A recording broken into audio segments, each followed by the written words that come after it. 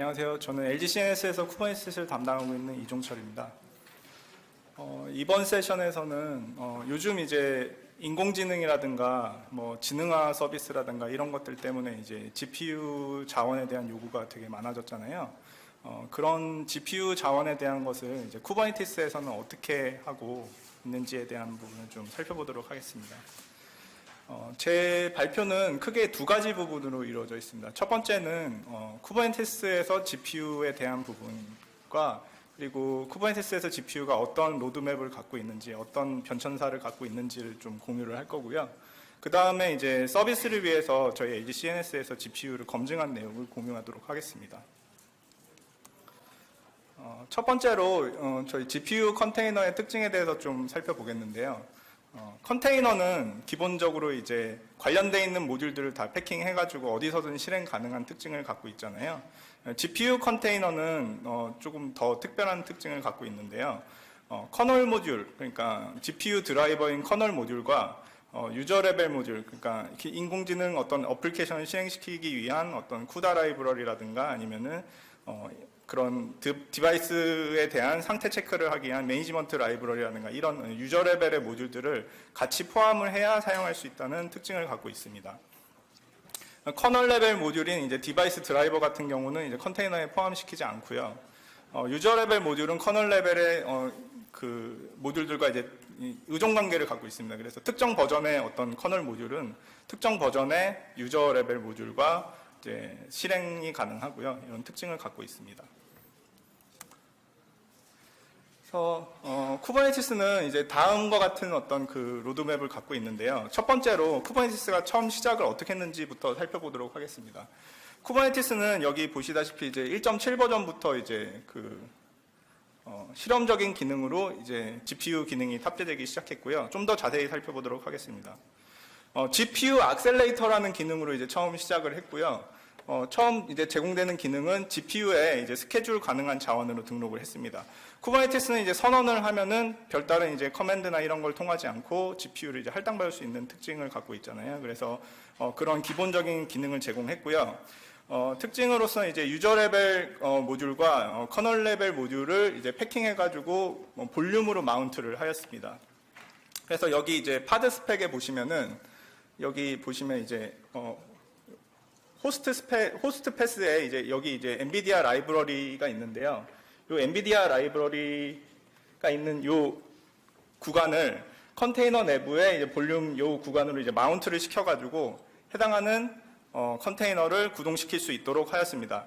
리소스는 여기 파란색에 보시다시피 이제 알파 쿠버네티스 IO로 이제 엔비디아 GPU를 이제 할당받을 수 있도록 되어 있고요. 여기 이제 처음 나온 쿠버네티스 기능에는 이제 좀 몇 가지 단점이 있었는데요. 1.6 버전에 처음 이제 릴리즈되었던 기능의 경우는 한 개의 노드, 호스트 한 대당 GPU 한 개만 할당 가능하다는 이제 단점을 갖고 있었습니다. 그리고 두 번째로 그 호스트 패스가 여기 이제 보시다시피 호스트 패스가 이제 지정되어 있기 때문에 뭐 장비에 따라서 아니면 뭐 OS에 따라서 이 호스트 패스가 달라질 수 있잖아요. 설치되어 있는 드라이버 패스가 달라질 수 있기 때문에 컨테이너는 원래 어디서든 실행이 가능해야 되는데 여기 이제 호스트 패스에 의존 관계가 생기는 거예요. 파드 스펙을 아무 곳에서나 실행 못할 수도 있다는 단점이 생길 수 있습니다.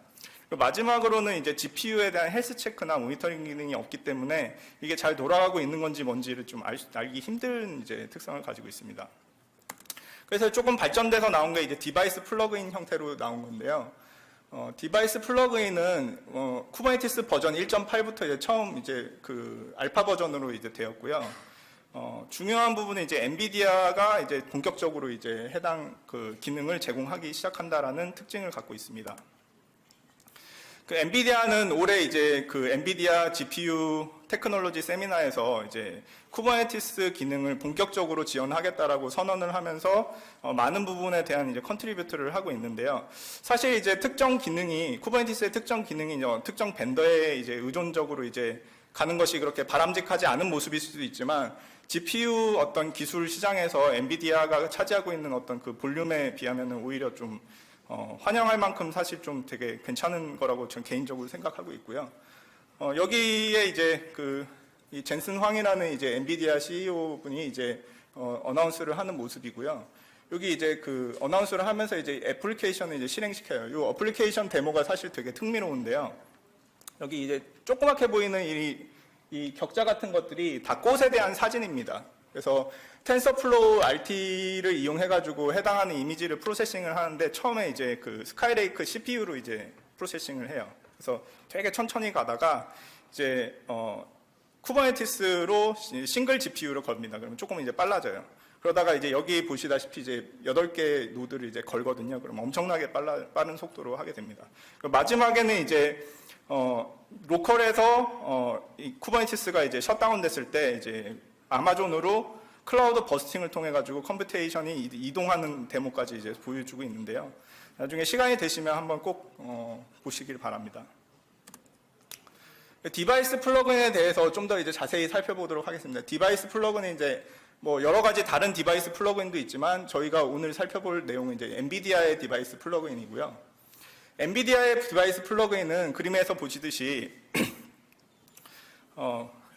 기존에 이제 모듈들을 이제 별도 마운트를 시켰잖아요. 그게 아니라 디바이스 플러그인이라는 추상화를 한번 감쌈으로써 해당하는 컨테이너가 어디에서든 실행 가능한 포터블한 특징을 가지게 됩니다. 여기 이제 파트 스펙에서 보시듯이 여기 이제 하나의 파트 스펙인데 어디에서든 이제 그 어떤 호스트의 의존적인 특징이 없어요. 그래서 어디서든 이제 실행 가능한 부분을 갖게 되었고요. 예, 가지게 되었습니다. 그 다음 살펴볼 부분은 이제 컨테이너 런타임인데요. 좀 전에 디바이스 플러그인의 경우는 이제 그 디바이스 드라이버를 어태치시키고 등록하고 이런 부분에 담당이 돼 있다면은 이 컨테이너 런타임은 이제 그 실제로 컨테이너가 실행하는 런타임이 이제 저희가 대표적으로 많이 쓰는 게 도커잖아요. 이제 도커가 어떤 식으로 디바이스 드라이버를 액세스를 하는지에 대한 부분을 이제 기술을 제공하는 부분입니다.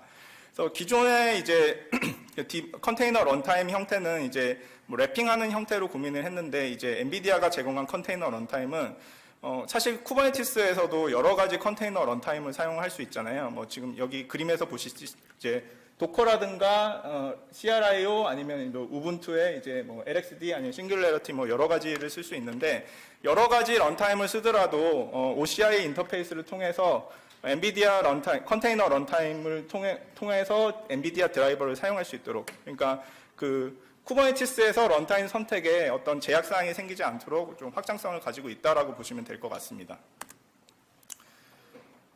지금까지 이제 1.8 버전에 나온 디바이스 플러그인 시스템을 살펴보았고요. 이제 1.8 버전의 알파 버전이 출시돼서 이제 그 3월쯤에 이제 1.10 버전에서 베타 버전으로 이제 승격이 되었습니다. 그래서 사실 이제 뭐 알파 버전 같은 경우는 이제 프로덕션 환경에서 좀 사용을 권장하지 않는다라고 얘기를 하고 있는데 베타 버전 같은 경우는 어느 정도 충분히 확인이 된 부분이 있는 것 같고요.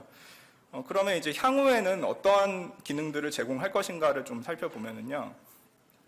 지금 이제 GPU에 대한 그 헬스 체크라든가 모니터링이 아주 기본적인 부분만 가능한데요.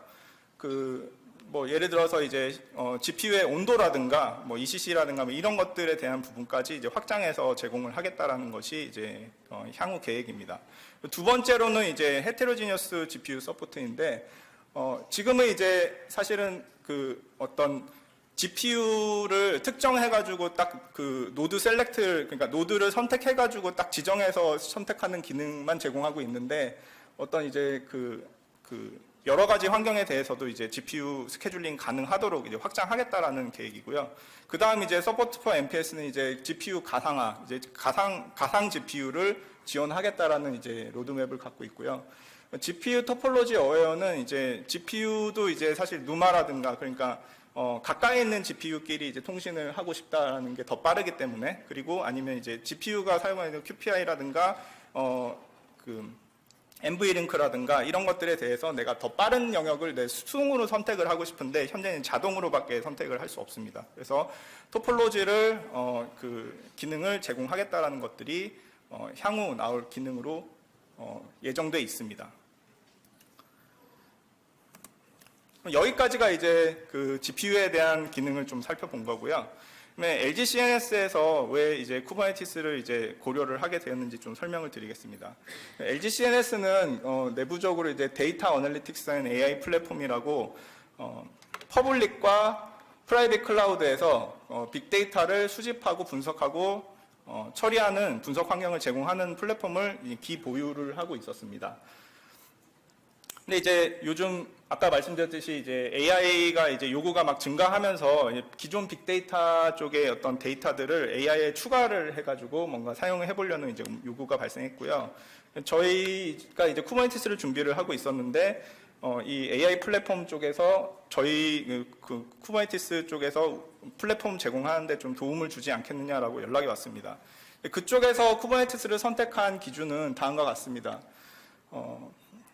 이제 기존의 그 AI 플랫폼은 그 엔비디아의 그 어플라이언스 환경으로 DGX 어플라이언스라는 이제 그 기본 이제 장비를 이용해가지고 AI 어플리케이션이 작성을 하고 있었어요. 그런데 이제 그 어떤 대규모로 이제 AI 어플리케이션을 작성을 하려고 하다 보니까 잡 관리라든가 그리고 뭐 어떤 리소스들, CPU라든가 디스크라든가 네트워크 같은 리소스를 수동으로 다 관리를 하기 너무 어려운 거예요. 그래서 쿠버네티스를 이용해서 오케스트레이션 기능을 좀 하게 되면 우리가 플랫폼을 만드는데 좀 공수를 절감할 수 있지 않을까라는 부분이 가장 큰 이제 적용 요인으로 뽑았고요. 그 다음 이제 쿠버네티스는 시간 점유율도 높을 뿐더러 이제 비슷한 도구인 클라우데라의 데이터 사이언스 워크벤치도 쿠버네티스 기반으로 돼 있고 뭐 여러 가지 사례가 많았기 때문에 좀 문제를 잘 이제 쉽게 해칭할 수 있지 않을까라는 부분이 또 고려 요소였습니다. 그리고 마지막으로 저희는 이제 기본 빅데이터 분석 쪽에 이제 클라우드 퍼블릭과 프라이빗 클라우드 동시에 지원을 하고 있었는데 당장에 이제 AI는 프라이빗으로 시작을 하겠지만 향후에 이제 퍼블릭 서비스까지 이제 넘본다고 하면은 클라우드 빅3에 이미 그 쿠버네티스 서비스가 다 GA 됐잖아요. 그래서 정식 서비스가 다 됐기 때문에 멀티 클라우드 전환에도 용이하겠다는 판단도 있었습니다. 근데 이제 저희가 요청을 받은 거는 이제 올해 3월쯤에 이제 요청을 받았는데 그때 아까 설명드렸듯이 GPU 기능이 이제 알파 스테이지였습니다. 디바이스 플러그인이 알파 스테이지를 지나고 있었거든요. 그래서 GPU 사용을 검증을 해야겠다라는 필요성을 느끼게 되었고 이는 이제 POC를 진행을 할 이제 주요 요소가 되었습니다. 그래서 저희가 진행한 POC는 크게 알파 스테이지인 GPU 기능이 서비스에 문제 없는지 검증하기 위해서 한 게 제일 큰 목적이었고요. 그 다음에 이제 아까 엔비디아 어플라이언스, 그러니까 엔비디아 GPU 클라우드의 약자인데요. 엔비디아 어플라이언스를 통해서 로컬에서 수행하는 이제 어플리케이션과 동일한 수준의 성능을 보장하는지를 검증하기 위해서 이제 진행하였습니다. 기간은 크게 이제 두 단계로 나눴습니다. 1차랑 2차랑 나눠서 했는데 사실은 이제 뭐 쭉 진행해도 됐지만 뭐 굳이 나눈 이유는 장비 섭외가 사실 좀 어려웠어요. 장비가 중간에 한번 들어오는 부분이 있었기 때문에 이제 좀 나눠서 했고요. 테스트 케이스는 이제 다음을 기준으로 잡았습니다.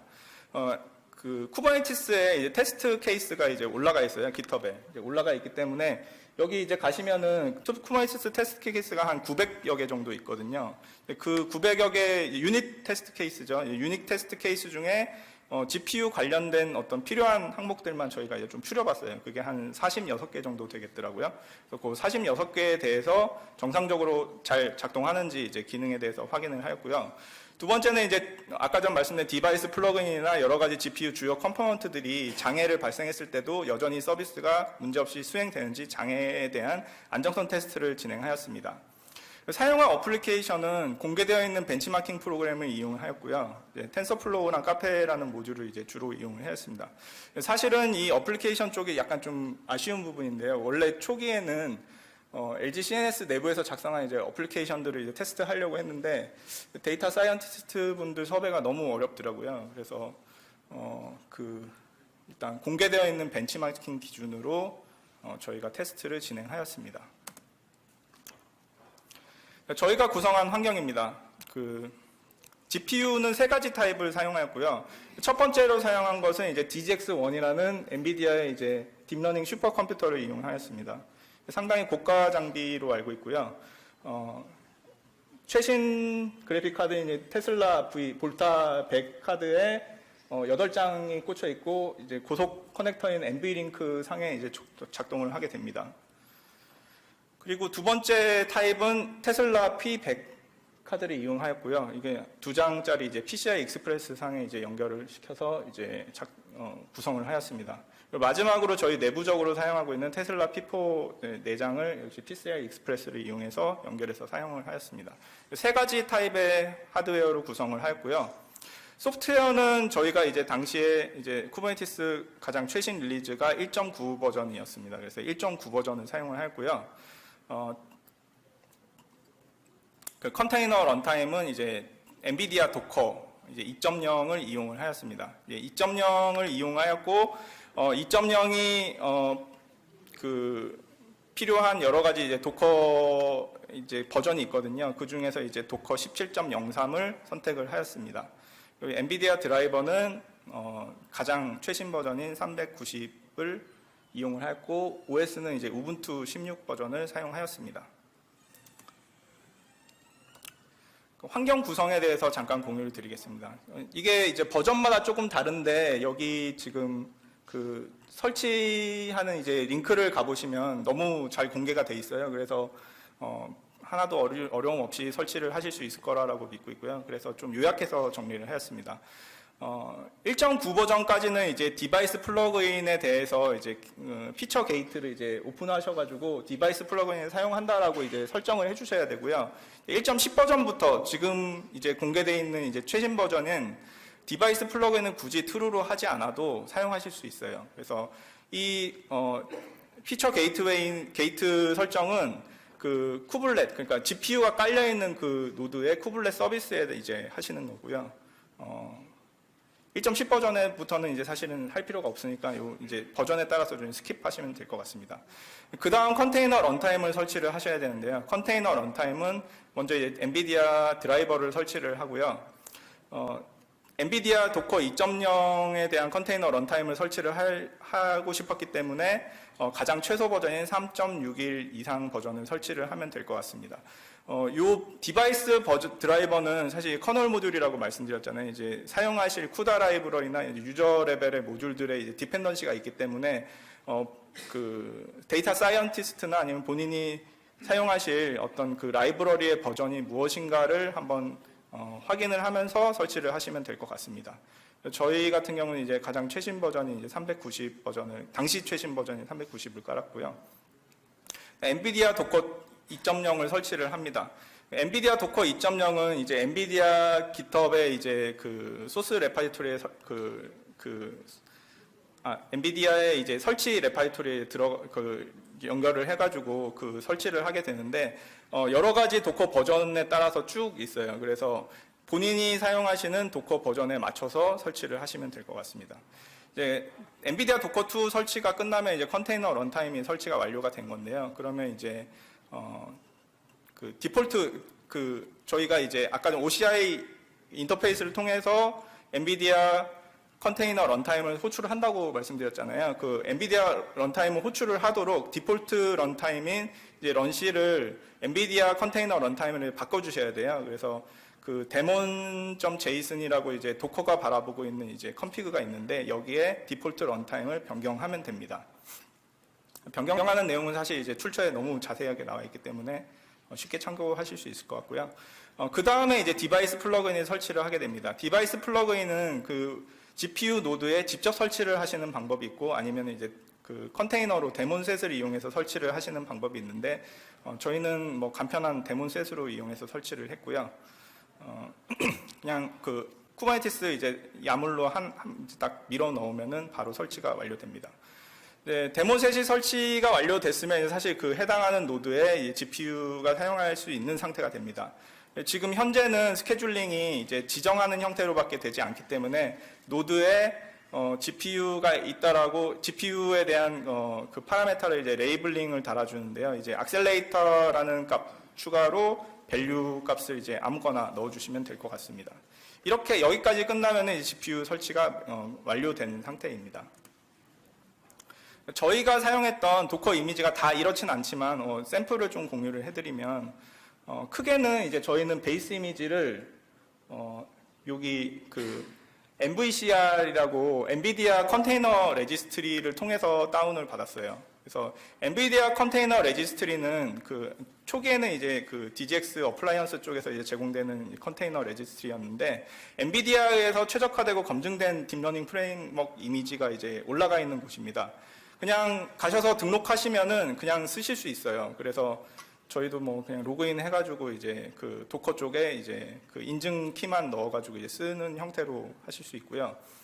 엔비디아 GPU가 적용된 시스템이면 누구든 사용 가능하다고 알고 있습니다. 그래서 그냥 사용하시면 될 것 같습니다.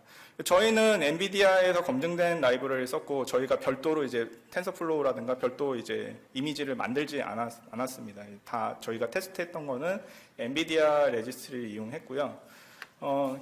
이제 베이스 이미지를 잡으면은 이제 그 해당하는 데이터를 만든다든가 뭐 어떤 파일을 갖고 온다든가 여러 가지 작업을 하고요.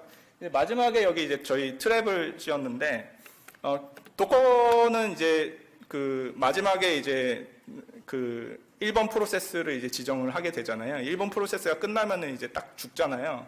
처음에 이제 이런 거 없이 하니까 이제 도커가 떠있는 텐서플로우 다 만들어가지고 실행했는데 저희 이제 야물 같은 데다가도 뭐 실행 인자를 안 주고 그러면 이게 떴는지 안 떴는지 잘 모르겠는 거예요. 그래서 이제 텐서플로우 저희 이제 서비스는 좀 다르다고 생각하지만 이제 테스트를 할 때는 이제 직접 접속해가지고 막 커맨드도 날려보고 이런 경우도 많았기 때문에 이런 이제 트랩 커맨드를 이용해가지고 얘가 이제 대기를 하고 있는 거예요. 그래서 저희가 접속을 해가지고 뭔가 이제 설치되어 있는 모듈을 이용해서 테스트를 할 수 있도록 하였습니다. 파드 스펙에 대한 샘플인데요. 이제 여기는 이제 사이파라고 이제 어떤 이미지 분류를 이제 10가지 이미지를 분류할 수 있는 어떤 그 예제를 통해서 설명을 드리겠는데요. 이런 형태로 이제 구성이 돼요. 아까 전 이제 그 크게 눈여겨보실 부분은 여기 이제 그 이제 리소스를 이제 요청을 하게 되잖아요. GPU 2개를 요청을 하게 되고요. 저희 이제 커맨드를 이런 식으로 이제 여기 넣게 되어 있습니다. 여기 이제 커맨드를 쭉 넣는데요. 커맨드에 보면은 뭐 여기는 이제 텐서플로우의 사이파 어떤 그 프로그램인데 그 일반적으로 이제 GPU 할당에 대한 부분이 이제 여기 써 있게 돼 있어요. 그래서 할당을 2개를 하더라도 프로그램에서 뭐 1개만 주면 이제 1개밖에 안 쓰거든요. 그래서 요 2개가 이제 좀 적절하게 이루어질 필요가 있고요. 저희는 이제 테스트를 이렇게도 해보고 저렇게도 해보고 뭐 배치 사이즈도 조정해보고 여러 가지 이제 아규먼트를 주는 그런 어떤 형태를 선호했기 때문에 이렇게 아규먼트로 이제 커맨드 아규먼트로 이제 넘겨주는 형태로 구성을 하였습니다. 물론 이제 서비스는 좀 다르겠죠. 서비스나 직접 이제 돌리는 어떤 배치 환경 좀 다를 수 있다고 생각하고요. 그다음 여기 마지막에 이제 노드 셀렉터가 있습니다. 수동으로 어떤 GPU 노드에 있다는 걸 이제 지정을 해줘야 돼요. 지정을 해주지 않으면은 그냥 클러스터 있는데 아무데나 가거든요. 혹시나 이제 CPU만 있는 클러스터를 만약에 참가시켜 놨으면은 노드가 있었다고 하면은 그쪽으로 튀어가지고 그냥 펜딩 상태로 계속 대기하고 있어요. GPU 자원을 할당 못 받고 있기 때문에. 그래서 이제 노드 셀렉터를 꼭 이제 지정을 해주셔야 되고요. 노드 셀렉터는 아까 전 설치해서 보셨듯이 레이블링을 통해서 선택되어 있는 그 값을 그대로 사용할 수 있습니다. 자, 이제 설치가 다 끝났는데 그 설치를 하고 이제 딱 띄우니까 좀 이상한 메시지가 떴어요. 그래서 그 엔비디아에서 이제 제공한 이미지이기 때문에 이제 엔비디아에서 뭔가 이 메시지를 박아 넣은 것 같은데 이런 메시지가 떴습니다. 쉐어드 메모리 얼로케이션 리미트가 이제 64MB이기 때문에 텐서플로우 쪽에서는 이게 좀 모자랄 수 있다라고 하고 권장 파라메타는 이렇다라고 이제 주고 있습니다. 저 권장 파라메타들이 무엇을 의미하는지 좀 찾아봤습니다. 그래서 첫 번째는 이제 쉐어드 메모리 사이즈인데요. 이게 컨테이너 내부의 IPC 인터프로세스 통신을 할 때 사용할 이제 쉐어드 메모리 크기고요. 기본 값으로 이제 64메가를 사용하고 있습니다. 이걸 이제 1기가로 주라라고 이제 권장을 하고 있고요. 두 번째로는 이제 그 유리밋의 맵락을 이제 그 -1로 주라고 하는데 이게 그 메모리 주소 공간 최대 크기거든요. 그래서 -1이면 이제 스왑을 사용하지 말라라는 얘기인 건데, 그리고 마지막으로 이제 스택 사이즈를 기존에 이제 8메가 정도인 것을 엄청 크게 늘리라라고 되어 있습니다. 안타깝게도 이게 그 엔비디아 도커에서는 엔비디아 도커나 도커는 이 파라메타를 받는데 쿠버네티스는 아직 받지를 못해요. 리소스 리미트라는 기능이 아직 그 알파 스테이지로 알고 있는데 그 전달 받을 수 있는 방법이 없습니다. 제가 뭐 일단 워커라운드가 돼 있는 것을 이제 온라인에 있는 걸 몇 가지 테스트를 해봤는데도 이런 값을 세팅을 할 수가 없었어요. 그래서 그러면 이런 값들이 과연 진짜 필요한 것인가라고 일단 좀 테스트를 해봤는데요. 저희가 테스트한 거는 이제 잘 안 보이실 수도 있는데 엔비디아의 CNN 테스트, 그러니까 저기 텐서플로우를 이용한 CNN 테스트고요. 요 어떤 커맨드를 이용해서 테스트를 돌렸습니다. 그래서 그 쿠버네티스를 돌렸기 때문에 일단 옵션이 아무것도 안 들어가 있는 상태예요. 그래서 초당 433개 처리를 한다라고 결과를 받았습니다. 그리고 이제 그 다음번에 엔비디아 도커를 이용해가지고 옵션을 이제 아까 전 쉐어드 메모리 주고 그 다음에 저기 그 유리밋 다 풀어주고 해가지고 돌려봤습니다. 여기 이제 엔비디아의 CNN 벤치마킹 프로그램이고요. 레스넷 50을 이용해서 256 배치 사이즈로 돌렸습니다. 동일한 소수점은 다르지만 동일한 결론을 얻었거든요. 그래서 뭐 이것뿐만 아니라 여러 가지를 좀 이 옵션을 주고 안 주고 돌려봤는데 일단 저희가 보유한 테스트 케이스에서는 이 옵션을 준다고 성능이 더 좋아지거나 더 나빠진다는 어떠한 사례를 발견하기도 어렵습니다.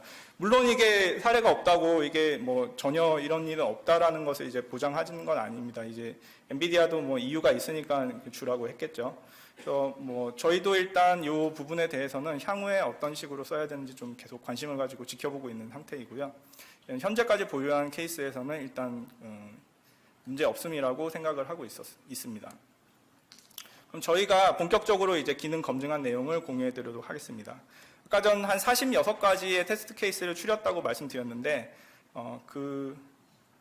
뭐 사실은 해봤는데 다 잘 됐었어요. 그래서 그런 걸 뭐 다 나열하는 거는 좀 뭐 시간 낭비인 것 같고 주요 기능 이제 컨테이너 생성, 뭐 로그 확인, 접속, 삭제, 뭐 싱글, 멀티 할당에 대해서 전부 다 정상이었고요. 가용성 테스트에 대한 부분은 이제 그 마스터 노드를 한번 죽여봤어요. GPU 노드에서 이제 실제 텐서플로우 모듈을 막 돌고 있을 때 마스터 노드를 일단 죽였는데 장애가 전파되지는 않았어요. GPU 노드의 서비스는 계속 진행이 되고 있었습니다. 그래서 그 다음번에는 GPU 노드에 돌고 있는 쿠블렛 서비스를 한번 죽여봤어요. 쿠블렛은 이제 그 GPU 노드에 있는 컨테이너를 관리를 하는 서비스죠. 그래서 죽여봤는데 역시 아무 문제 없었습니다. 마지막으로 쿠블렛 서비스도 내려왔기 때문에 쿠블렛 서비스가 안 내려가 있으면 디바이스 플러그인이 계속 올라가거든요. 그래서 디바이스 플러그인도 한번 내려봤는데 역시 아무 문제 없었습니다. 뭐 사실 당연한 결과일 수도 있는 게 뭐 GPU가 이제 사용하는 그 패스에는 이런 것들이 다 없거든요. 그래서 뭐 아마 문제 없을 거다라고 생각을 했고 역시 해보니까 문제가 없었습니다. 그 다음 해본 건 CPU, GPU 혼용인데 아까 전 엔비디아 그 컨테이너 런타임으로 저희가 그 런시에서 엔비디아 컨테이너 런타임으로 이제 런타임을 바꿨기 때문에 여기에서도 과연 물론 이제 비싼 GPU 장비를 그렇게 쓰시는 분이 있지 않을 거라 생각을 하지만 혹시나 이제 CPU 컨테이너가 배포됐을 때 잘 돌아가는지 확인을 하고 싶었습니다. 그래서 GPU 컨테이너에 저희가 기존에 갖고 있었던 이제 톰캣과 뭐 저희 MySQL 기반의 어떤 그냥 서비스를 한번 올려봤는데 역시 정상 접속됐고 다 잘 됐습니다. 결론은 다 잘 된다였습니다. 그다음 이제 비기능 특히 이제 성능 관점으로 좀 테스트를 해봤는데요. 텐서플로우 CNN 벤치마킹 뭐 프로그램이고요. 이제 레스넷 50으로 이미지넷 2.7기가 어떤 데이터를 이용해가지고 배치 사이즈 254개로 돌렸습니다. 저희가 아까 전 말씀드렸듯이 이제 그 어플라이언스와 쿠버네티스를 통한 어떤 그 처리 성능이 동일하기를 원했기 때문에 볼타 이제 DGX1 장비에서 이제 돌렸는데 두 개 다 동일했습니다. 그래서 저희가 어플라이언스 개발을 하든 뭐 쿠버네티스를 통해서 개발을 하든 뭔가 학습 부분에 있어서는 동일한 결과치를 나타내겠구나라는 어떤 결과를 받았고요.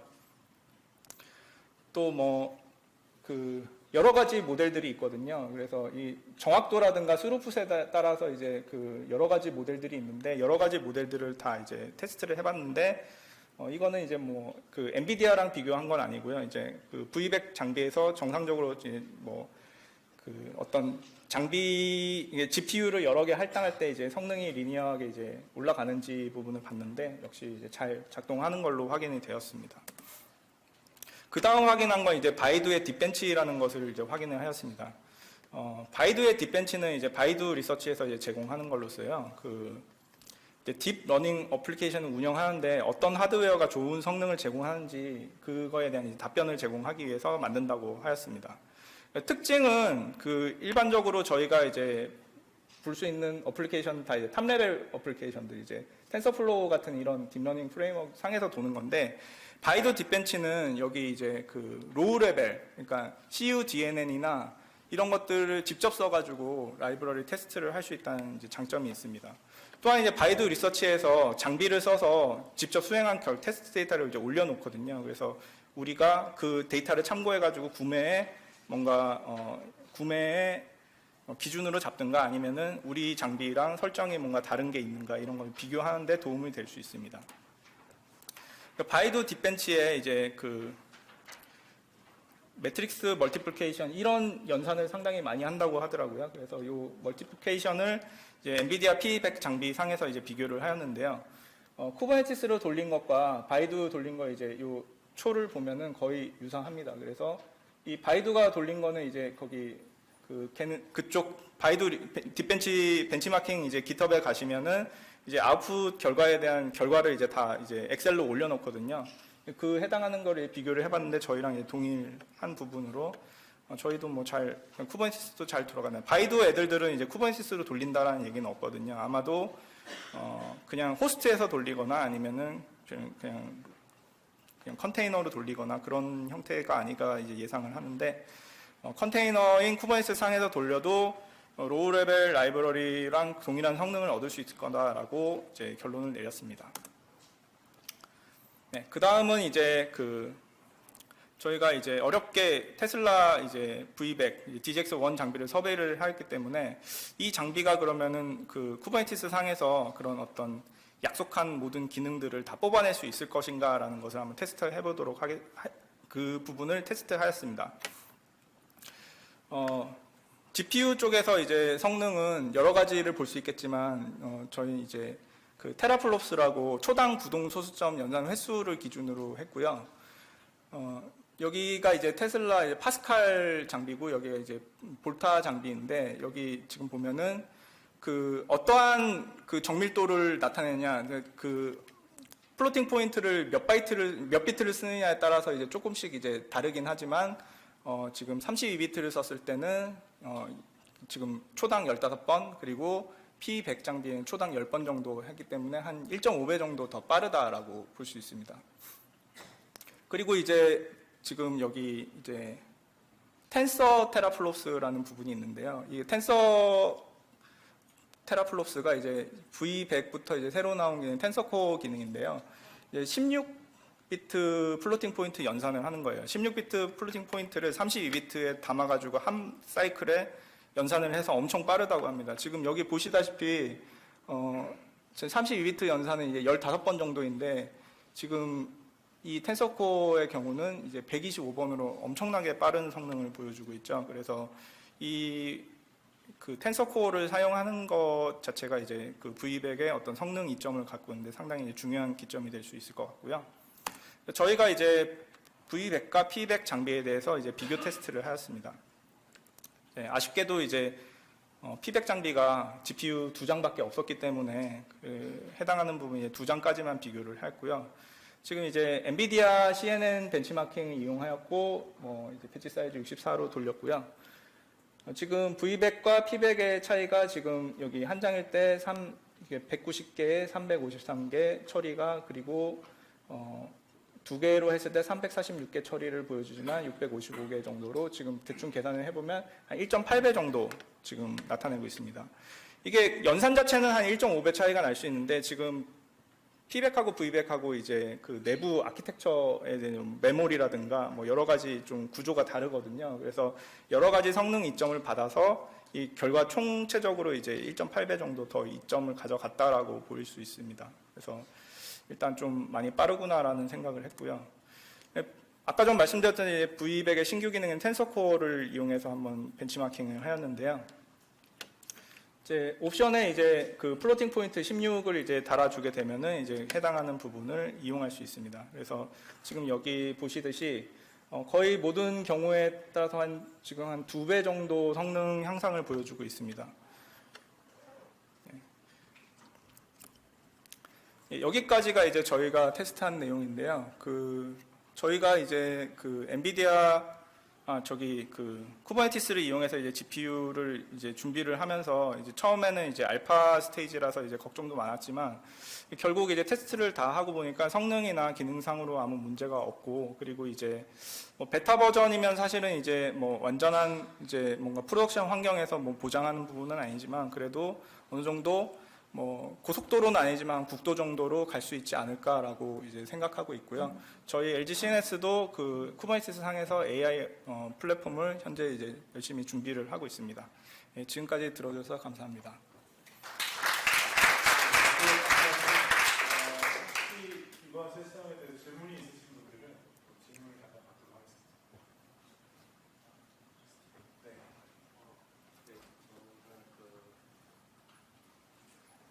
큐브플로우라고 있잖아요.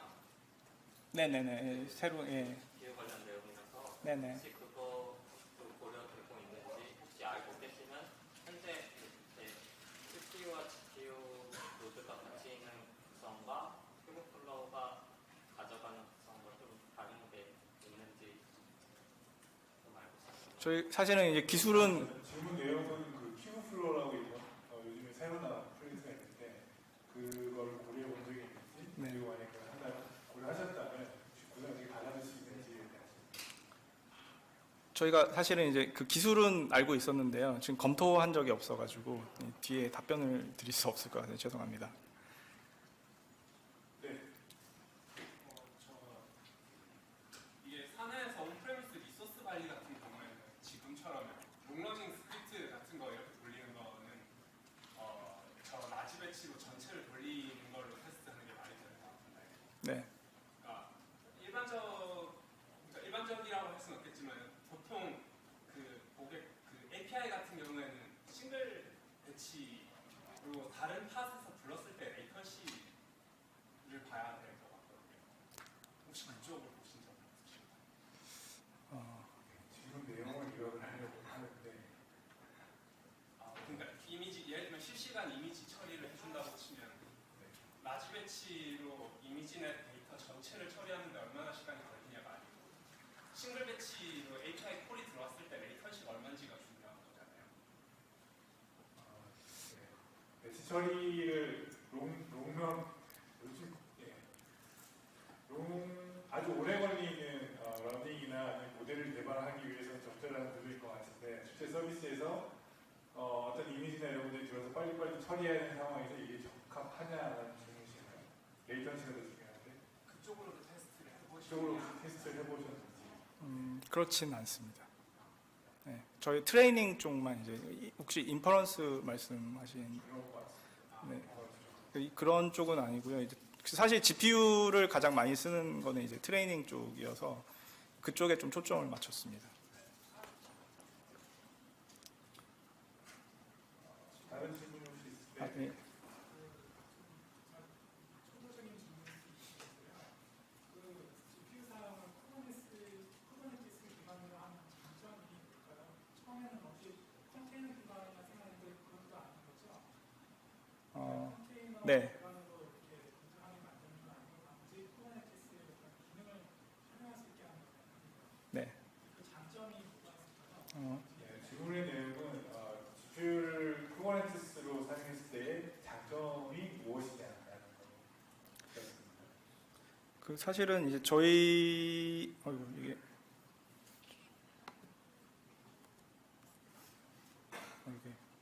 아까 전 발표 중에 저희도 이제 왜 쿠버네티스를 선택했는지 그 부분하고 이제 동일한 부분인 것 같은데요.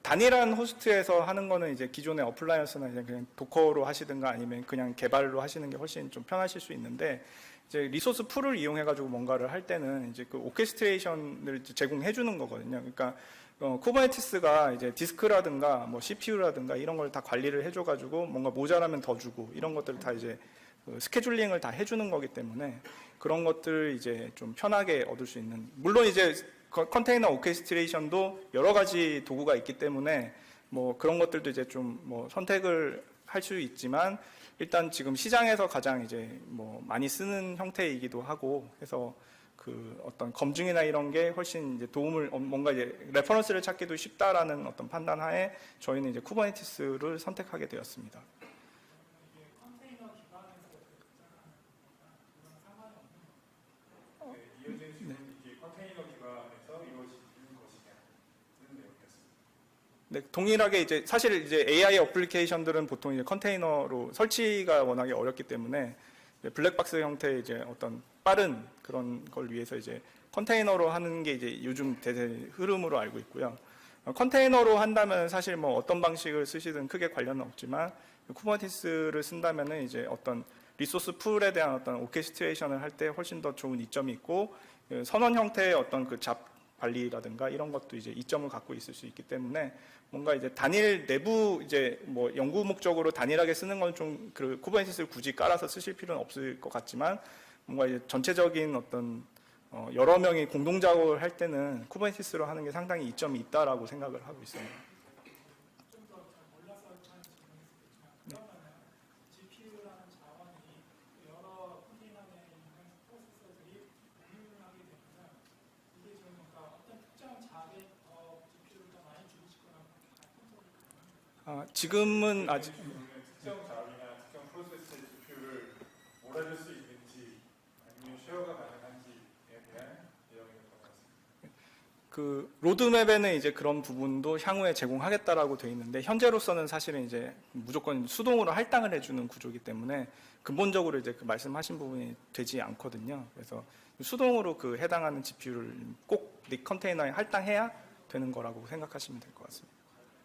예, 할당을 많이 해놓으면 다른 애가 그냥 펜딩하고 있어요. 뒤에 그 쿠버네티스 파드들은 펜딩하고 기다리고 끝나면 그 다음 처리를 하는 형태로 이제 스케줄링이 됩니다.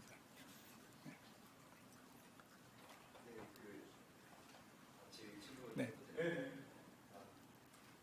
그럼 그 방금 전에 보여주셨던 그 양을 그 스펙이나 이런 걸 봤을 때 네. 지금 밭 하나에다가 그 모든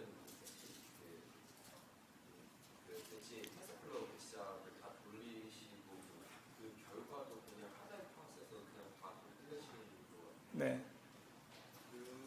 그렇죠. 여러 개의 팟에서 같은 방식인가든가 예, 그렇게는 이어진 질문은 하나의 팟에서 지금 모든 작업들이 이루어지는 것 같은데 여러 개의 팟을 통해서 하나의 작업을 나눠서 하는 부분을 테스트를 해보신 적이 있냐 하시고 그렇게는 테스트를 하지 않았습니다. 이제 그러면 뭐 공유 스토리지나 뭐 여러 가지 이제 준비가 필요할 것 같은데요. 그 정도로 이제 좀 다양한 시나리오는 이렇게 해보지 않았습니다. 네. 예. 이번 질문까지 좀 가겠습니다. 유리디아 도커를 쓰셨잖아요. 네네. 기존 도커를 쓰는 것과 엔비디아 도커의 차이점을 알 수 있을까요? 그러니까 그 이제 컨테이너 런타임 이제 그 구조로 이제 그 도커의 내부를 이제 그 내부에 호출을 하는 거거든요. 그래서 이게 도커를 대체하는 거는 아니고요. 근데 이제 그 뭐 구글은 사실 또 다른 형태로 이제 그 GPU를 이제 사용을 하고 있는데 저희가 이제 가장 그 스테이블한 형태의 어떤 테스트를 하기를 원했기 때문에 그 중에서 이제 가장 많이 쓰고 있는 엔비디아 도커를 선택을 하였고요. 아마 지금 하라고 하면 이제 구글이 제안한 어떤 어떤 플러그인 방식과 엔비디아가 제공하는 플러그인 방식의 두 개를 가지고 이제 고민을 할 것 같습니다. 근데 커뮤니티라든가에 좀 공식적으로 이제 미는 거는 이제 엔비디아 쪽이라고 생각을 하는데요. 예, 그건 뭐 좀 더 깊은 쪽은 한번 좀 확인을 안 했기 때문에 확인을 해봐야겠습니다. 그 부분은 제가 좀 설명을 드리면요. 그 엔비디아 GPU 세팅을 설치를